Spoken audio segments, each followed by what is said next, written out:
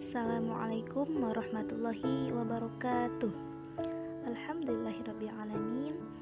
Puji syukur marilah kita panjatkan kehadirat Allah subhanahu wa ta'ala, yang mana atas berkat, nikmat, dan karunia-Nya kita masih diberikan nikmat iman, nikmat Islam, nikmat kesehatan, dan nikmat makanan yang Allah selalu berikan sekalipun kita sedang melaksanakan tugas. Alhamdulillahirrabbilalamin. Dalam melaksanakan tugas ini banyak sekali suka duka yang telah kita lewati. Namun seberat apapun tantangan dan rintangannya, kita akan melewati dan kita akan kerjakan tugas ini dengan sebaik mungkin demi memenuhi kewajiban kita sebagai mahasiswi di STI Sukabumi. Dalam kesempatan ini, alhamdulillah, kita dapat menyelesaikan salah satu tugas mata kuliah ilmu kalam dalam mendokumentasikan mengenai pengerjaan tugas yang membahas tentang ruang lingkup akidah dan pembahasan akidah. Sebelumnya, perkenalkan, kita dari kelompok 1 yang mana terdiri dari 2 anggota. Yang pertama ada saya sendiri sebagai kameramen dan editor dalam pengerjaan tugas video ini, yaitu saya sendiri adalah Resti, dan teman satu lagi teman saya bernama Epi Nurmayanti. Sekian ya perkenalan dari kami. Untuk selanjutnya kita akan membahas mengenai pokok rumusan masalah yang akan kita bahas dalam jurnal kita nanti, yang terdapat 4 pokok rumusan masalah mengenai pembahasan akidah dan ruang lingkup akidah. Yang pertama di sini ada apa sajakah lingkup pembahasan akidah. Yang kedua, apa sajakah sumber-sumber akidah. Yang ketiga, bagaimanakah ciri akidah yang benar, serta apa sajakah perusak akidah. Dan yang terakhir yaitu dalil-dalil tentang akidah dan Al-Quran, hadis, serta ijma atau pendapat ulama.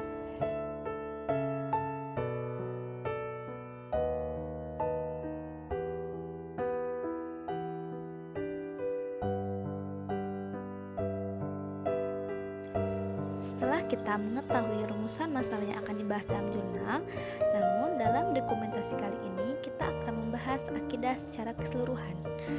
Akidah berarti meyakini sepenuh hati terhadap sesuatu. Nah, dalam pembahasan kali ini yaitu meyakini Allah Subhanahu wa ta'ala sebagai Tuhan yang Maha Esa yang patut disembah dan diibadahi. Tak ada satu apapun yang menyamakannya, karena Allah Subhanahu wa ta'ala tidak lahir dan dilahirkan. Jadi kita sebagai umat muslim berkewajiban untuk mengesahkan Allah dan hanya beribadah kepada Allah Subhanahu wa ta'ala. Aplikasi akidah selanjutnya kita aplikasikan dalam kehidupan sehari-hari, yaitu dengan menegakkan ibadah kepada Allah Subhanahu wa ta'ala.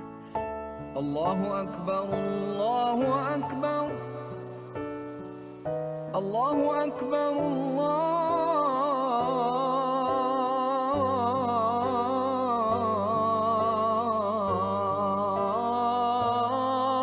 Akbar.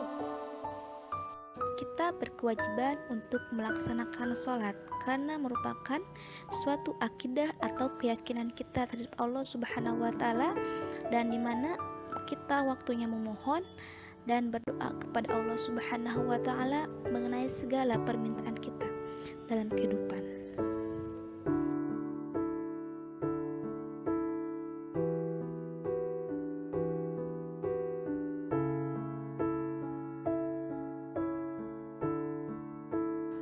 Dalam sholat bukan hanya merupakan suatu rangkaian gerakan ibadah saja, namun merupakan sebuah komunikasi antara hamba dan Robnya, yaitu antara manusia dan Allah Subhanahu wa ta'ala, di mana terjadi ikatan batin yang secara tidak langsung dapat menenteramkan jiwa dan mensejahterakan kehidupan di muka bumi ini.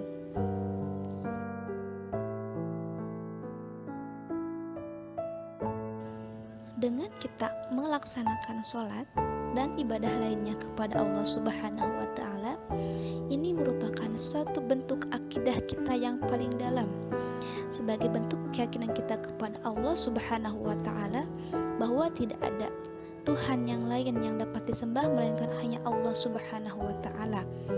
Dan kita sebagai hamba diberikan kewajiban untuk selalu berdoa dan memohon kepada Allah agar selalu diberikan keselamatan dunia maupun di akhirat.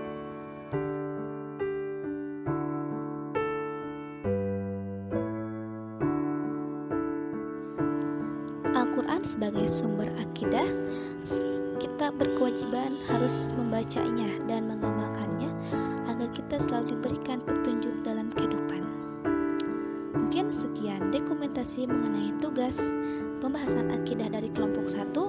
Semoga apa yang telah kita dokumentasikan bisa menjadi suatu motivasi dan menjadi semangat untuk kita selalu beribadah kepada Allah Subhanahu wa taala.